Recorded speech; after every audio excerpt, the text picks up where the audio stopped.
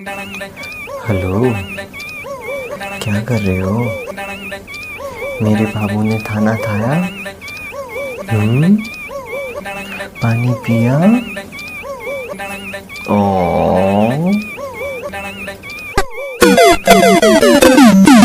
एक मिनट रुको। ए यार, कैमरा ऑन कर देते हो? बता तो दिया करो।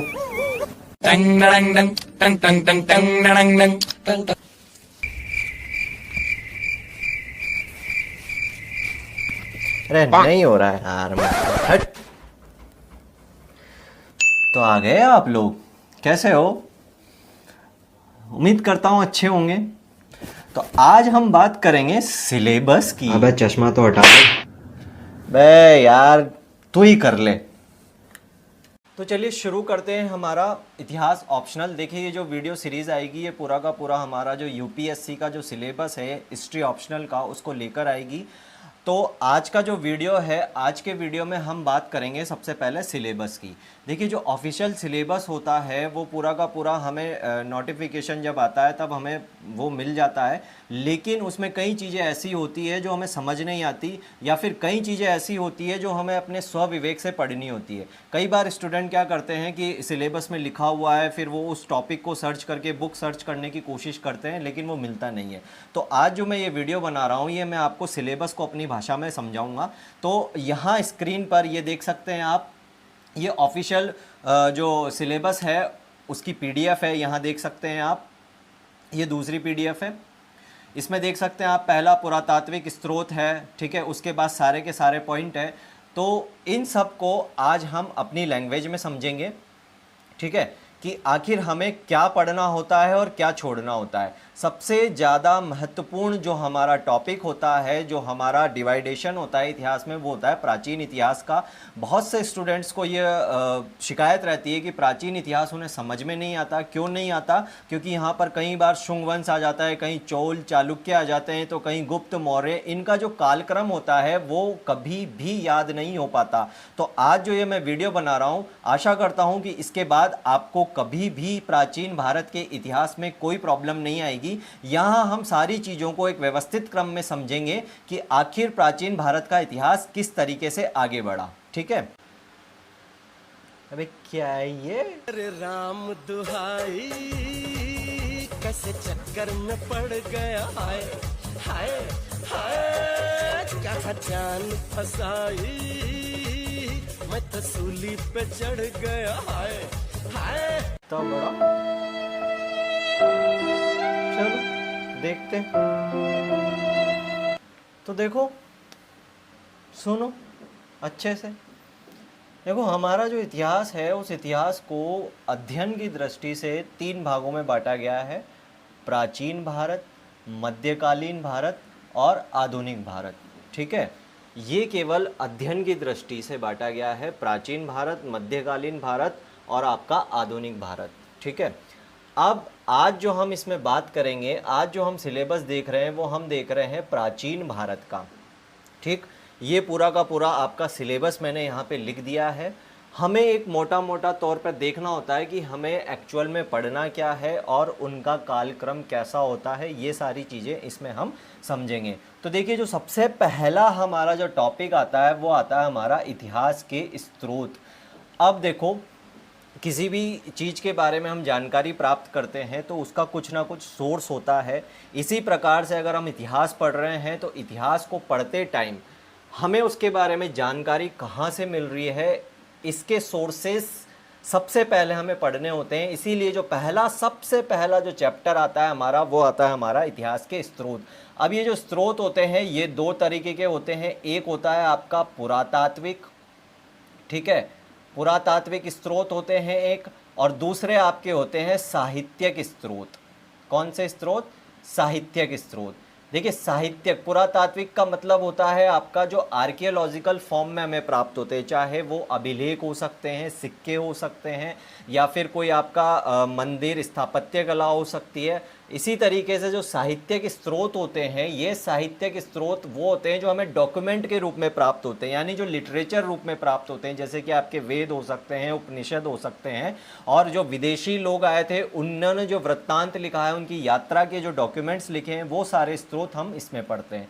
तो जो सबसे पहला चैप्टर आता है हमारा, वो आता है इतिहास के स्रोत। इसमें हमने दो तरीके के पढ़ लिए, पुरातात्विक और साहित्यिक। मतलब हमने सबसे पहले ये जान लिया कि हमको इतिहास के बारे में जानकारी कहाँ से मिल रही है।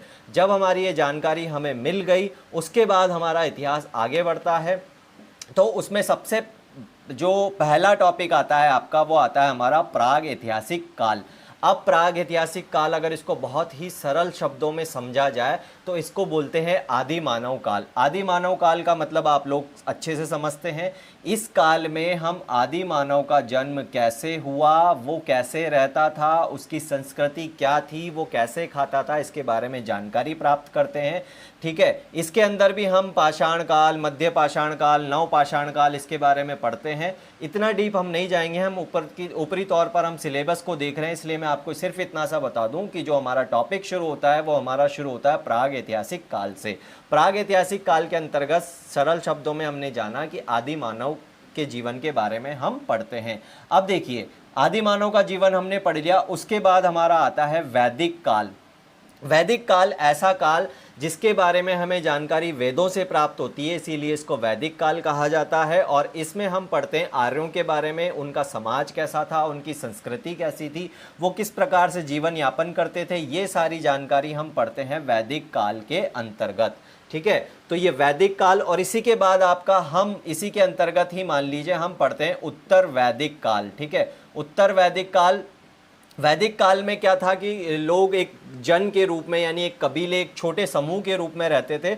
उत्तर वैदिक काल में थोड़े परिवर्तन होना शुरू हो जाते हैं। अब वो परिवर्तन क्या है वो हम आगे देखते हैं। लेकिन अब देखिए, ये वाला काल है हमारा आदि मानव काल, और ये काल है हमारा वैदिक काल। ये जो आदि मानव काल है, ये पूरी तरीके से एक बर्बर, एक जंगली जीवन जीते थे। लेकिन ये जो वैदिक काल के लोग थे, ये एक गांव की संस्कृति यहाँ पे पनप चुकी थी, यानी एक ग्रामीण संस्कृति यहाँ पे पनप चुकी थी।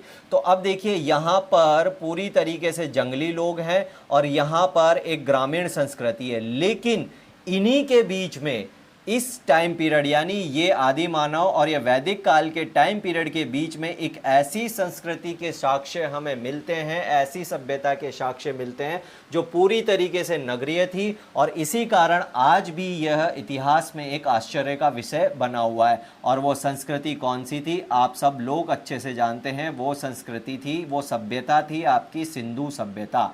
अब देखिए, आप समझने की कोशिश कीजिए कि इसके जस्ट पहले जो टाइम पीरियड चल रहा है वो एक आदि मानव का चल रहा है। इसके जस्ट बाद, सिंधु सभ्यता के जस्ट बाद जो टाइम पीरियड चल रहा है वो चल रहा है आपके ग्रामीण संस्कृति का। तो ऐसा क्या हुआ कि उसके बीच में एक नगरीय सभ्यता पनपी और फिर वो पूरी तरीके से ख़त्म हो गई। कहने का मतलब है कि अगर सिंधु सभ्यता एक नगरीय सभ्यता बन चुकी थी तो इसके बाद भी जो सभ्यता आएगी वो भी नगरीय होनी चाहिए, लेकिन ऐसा नहीं देखा गया। इसके बाद जो सभ्यता आई, जो काल आया, वो आया आपका वैदिक काल का। और ये वैदिक काल जो है आपका पूरी तरीके से ग्रामीण संस्कृति थी। ठीक है, अब देखिए, वैदिक काल हमने जो है पढ़ लिया। अब वैदिक काल में मैंने आपको बताया कि छोटे छोटे कबीलों के रूप में ये लोग रहा करते थे।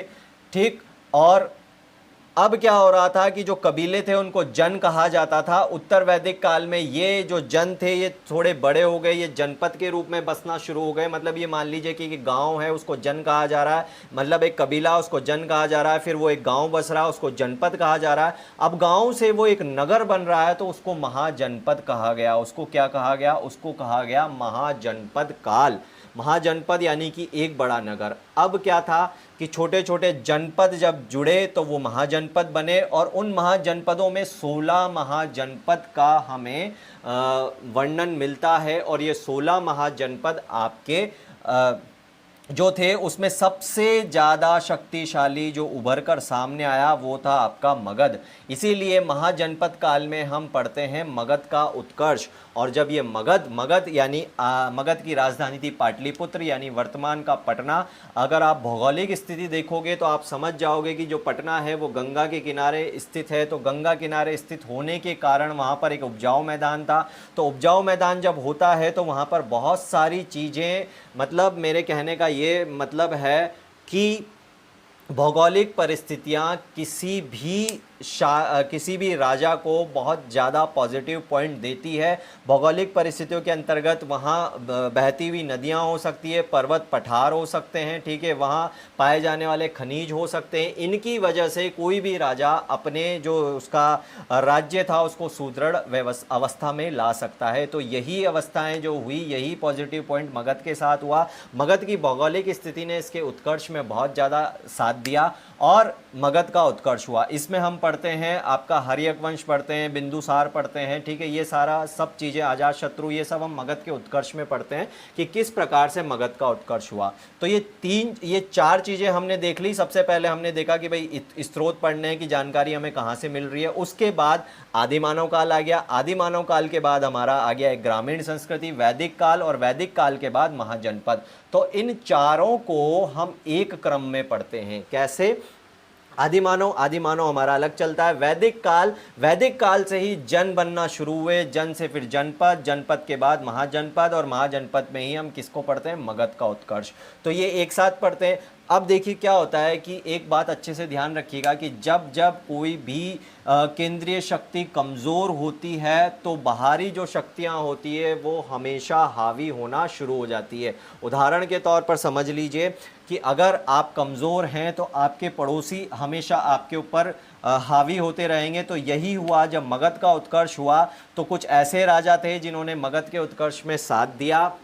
उनकी जो पर्सनल कैपेसिटी थी उसने मगध को ऊंचाई पर पहुंचा दिया। लेकिन एक समय ऐसा आया कि वो राजा उसको संभाल नहीं पाए, ठीक है। उसके बाद क्या होता है कि जब जब केंद्रीय शक्ति कमज़ोर होती है तो बाहरी शक्तियां आक्रमण करना शुरू हो जाती है। तो यही हुआ, मगध का जब उत्कर्ष हो चुका था तो धीरे धीरे जब ऐसे राजा आए जो उसको संभाल नहीं पाए, तब आपके विदेशी आक्रमण शुरू हो गए। अब इस विदेशी आक्रमण में हम ईरानी यूनानी आक्रमण पढ़ते हैं, ठीक है, सिकंदर का आक्रमण हो गया, ये सारे विदेशी आक्रमण आपके यहाँ पे हो जाते हैं।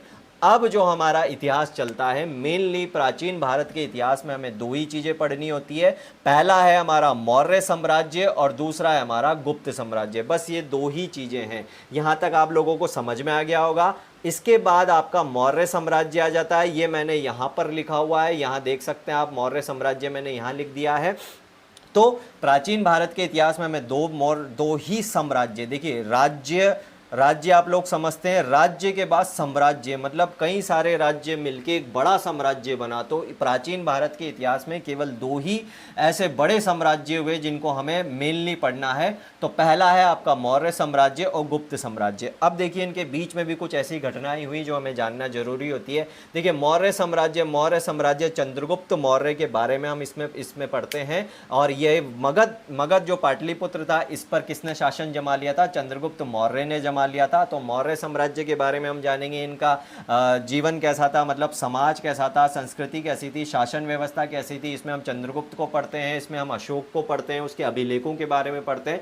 तो ये हो गया आपका मौर्य साम्राज्य, यानी मौर्य साम्राज्य के बारे में हमें इसमें पढ़ना है। अब देखिए मौर्य साम्राज्य के बाद जैसा कि मैंने बताया कि केंद्रीय शक्ति जब कमज़ोर होती है तो बाहरी शक्तियां हावी होना शुरू हो जाती है। तो मौर्य साम्राज्य में भी आगे जाकर कुछ ऐसे राजा पैदा हुए जो अखिल भारतीय जो मौर्य साम्राज्य था उसको नहीं संभाल पाए। और जब नहीं संभाल पाए तो छोटे छोटे राज्य वहाँ पे टूटना शुरू हो गए थे। उन छोटे छोटे राज्यों में हम पढ़ेंगे शुंग वंश को, उसके बाद हम कणव वंश को पढ़ेंगे, उसके बाद हम सातवाहन वंश को पढ़ेंगे, ठीक है। ये कालक्रम आपको अच्छे से याद हो जाएगा कि मौर्य साम्राज्य जब बिखरना शुरू हुआ तो छोटे छोटे राज्य बने, उसमें हम पढ़ेंगे शुंग, कणव और सातवाहन, ठीक है। अब देखिए जब छोटे छोटे राज्य हो चुके हैं, केंद्रीय शक्ति कमज़ोर हो चुकी है, तो इसी में आपके विदेशी आक्रमण भी शुरू हो जाते हैं। जैसा मैंने बोला कि बाहरी शक्तियां हावी हो जाती है, तो यहीं पे आपके विदेशी आक्रमण शुरू हो गए। और इस विदेशी आक्रमण में हम पढ़ते हैं शक और कुषाण लोगों को, ठीक है, कनिष्क को, इन सब लोगों को हम पढ़ते हैं। तो यहाँ पे केवल इतना सा ध्यान रखिए कि विदेशी आक्रमण यहाँ पर हो गए। अब ये जो मौर्य साम्राज्य था, ये मौर्य साम्राज्य आपका उत्तर भारत में स्थित था। शुंग, कणव और सातवाहन ये भी आपके उत्तर भारत के शासन को संभाल रहे थे। सातवाहनों का थोड़ा सा जिक्र मिलता है कि दक्षिण तक भी ये पहुंचे थे, लेकिन मेनली हम ये जानेंगे कि भाई मौर्य साम्राज्य जो है वो उत्तर भारत तक सीमित था। लेकिन इसी वक्त दक्षिण भारत में भी कुछ ना कुछ चल रहा होगा। तो उसी समय दक्षिण भारत के इतिहास में हमें एक डॉक्यूमेंट प्राप्त होता है जिसको संगम लिटरेचर कहा जाता है, और इस काल को ही संगम काल कहा जाता है। जैसे वैदिक काल जिसके बारे में जानकारी हमें वेदों से मिलती है, इसी प्रकार से दक्षिण भारत में संगम काल है जिसके बारे में हमें संगम साहित्य से जानकारी मिलती है। संगम साहित्य ये बताता है कि इसी समय जब यहाँ पर ये मौर्य साम्राज्य, शुंग, कणव और विदेशी आक्रमण हो रहे थे, इसी समय आपका दक्षिण भारत में 3 जो है वंश चल रहे थे। वो थे आपका चेर, चोल और पांड्य, ठीक है। चेर, चोल, पांड्य शासन जो है आपका दक्षिण भारत में चल रहा था। तो ये आपका हो गया मौर्य साम्राज्य। अब देखिए, जब मौर्य साम्राज्य टूट चुका है, विदेशी आक्रमण हो चुके हैं, अब क्या हुआ आपका कि गुप्त साम्राज्य की स्थापना होती है। वापस से एक ऐसा दौर आता है कि एक पूरा का पूरा साम्राज्य आपका स्थापित होता है, और इसी साम्राज्य में आपका आ जाता है गुप्त साम्राज्य, ठीक है। तो गुप्त साम्राज्य में हम पढ़ेंगे आपके चंद्रगुप्त को, ठीक है। इसके बाद आपके समुद्रगुप्त को, इनके शासन व्यवस्था, इनका समाज, इन सब के बारे में हम जानकारी प्राप्त करेंगे। और फिर एक समय वापस ऐसा आएगा जब ये साम्राज्य भी जो है टूटना शुरू हो जाएगा, और जैसे ही टूटना और बिखरना शुरू होगा, विदेशी आक्रमण आपके शुरू हो जाएंगे। और जब विदेशी आक्रमण, इसमें हम पढ़ेंगे हूण आक्रमण, ठीक है। उसके बाद एक समय ऐसा आता है कि हर्षवर्धन जो कि पुष्यभूति वंश का था, इसने उत्तर भारत को संभालने की कोशिश की। देखिए, जो गुप्त साम्राज्य है ये उत्तर भारत में स्थापित हुआ था। जब ये बिखरना शुरू हुआ तो विदेशी आक्रमण शुरू हुए, तब एक राजा वहां पर आता है जिसका नाम था हर्षवर्धन, जिसके वंश को पुष्यभूति वंश के नाम से जाना जाता है। तो इस पुष्यभूति वंश के हर्षवर्धन ने कुछ समय तक उत्तर भारत को संभालने की कोशिश की, और इसने कुछ समय तक उत्तर भारत का जो शासन था उसको संभाला, लेकिन ये भी पूरी तरीके से नहीं संभाल पाया। और जब इसकी मृत्यु होती है तो एक तरीके से ऐसा समय आता है कि उत्तर भारत का शासन पूरी तरीके से अलग और दक्षिण भारत में कुछ और चल रहा था। तो इसके बाद उत्तर भारत का जो काल आया उसको राजपूत काल के नाम से जाना जाता है। मतलब इसमें कई सारे जो राजपूत वंश से, चौहान वंश, ठीक है, सोलंकी वंश, ये आपके राजस्थान में, गुजरात के क्षेत्रों में यहाँ पर पनपे थे। पृथ्वीराज चौहान, महाराणा प्रताप, ये सब इसी काल में आपके जन्मे थे, राजपूत काल। और इसको 800 से लेकर 1200 तक, कई बुक्स में 750 से लेकर 1200 तक इसका काल बताया जाता है। तो ये जो राजपूत काल है ये उत्तर भारत में शुरू हो चुका था। इसी तरीके से दक्षिण भारत में जो वंश पनपे, उसमें हमारे पांच वंश थे। एक था आपका वाकाटक वंश, एक था आपका पल्लव वंश, दूसरा आपका चालुक्य, तीसरा आपका चोल और राष्ट्रकूट। देखिए, ये जो चोल है ये यहाँ पर भी थे और यहाँ पर भी विद्यमान रहे, मतलब इस काल से लेकर यहाँ तक ये चले आ रहे थे। तो वाकाटक, पल्लव, चालुक्य, चोल और राष्ट्रकूट ये सारे दक्षिण भारत में पनप चुके थे। तो अब देखिए, यही हमें प्राचीन भारत के इतिहास में पढ़ना होता है। अगर हम इसको मोटा मोटा तौर पर तोड़ें तो सबसे पहला हमें क्या पढ़ना होता है कि भाई सोर्स क्या है, कि किससे हमें जानकारी प्राप्त होती है, ये पढ़ लिया। फिर 3 पॉइंट हमें एक साथ पढ़ने होते हैं कि आदि मानव काल पढ़ लो, आदि मानव काल के बाद वैदिक काल हमें पढ़ना होता है, वैदिक काल यानी जन, और जन के बाद महाजनपद। तो ये तीनों पॉइंट हमें एक साथ पढ़ने होते हैं। उसके बाद 2 ही साम्राज्य हमें पढ़ने हैं, मौर्य साम्राज्य और गुप्त साम्राज्य। अब मौर्य साम्राज्य टूटेगा तो छोटे छोटे राज्य बनेंगे, छोटे छोटे राज्य बन रहे हैं तो विदेशी आक्रमण भी होंगे, ये चीज़ें याद रखनी है। इसी तरीके से गुप्त साम्राज्य टूटेगा तो छोटे छोटे राज्य बनेंगे और विदेशी आक्रमण भी होंगे। तो यही सारी चीज़ें हमें यहाँ पर पढ़नी है। तो आशा करता हूँ कि अब आप लोगों को ये अच्छे से समझ में आ गया होगा कि प्राचीन भारत के इतिहास में हमें पढ़ना क्या है। सबसे ज़्यादा जो कन्फ्यूज़न होता है वो होता है आपका कि सातवाहन, चेर, चोल, पांड्य, राष्ट्रकूट, ये हमें कहाँ पढ़ने होते हैं। तो ये जो मैंने आपको फ्लो चार्ट बताया, इससे आपको अच्छे से समझ में आ गया होगा कि चेर, चोल, पांड्य यानी संगम काल किस समय चल रहा है। ये मौर्य साम्राज्य के समय चल रहा है और गुप्त साम्राज्य के बाद आ रहे हैं आपके वाकाटक, पल्लव, चालुक्य, चोल और राष्ट्रकूट। ठीक है, तो ये हो गया आपका सिलेबस।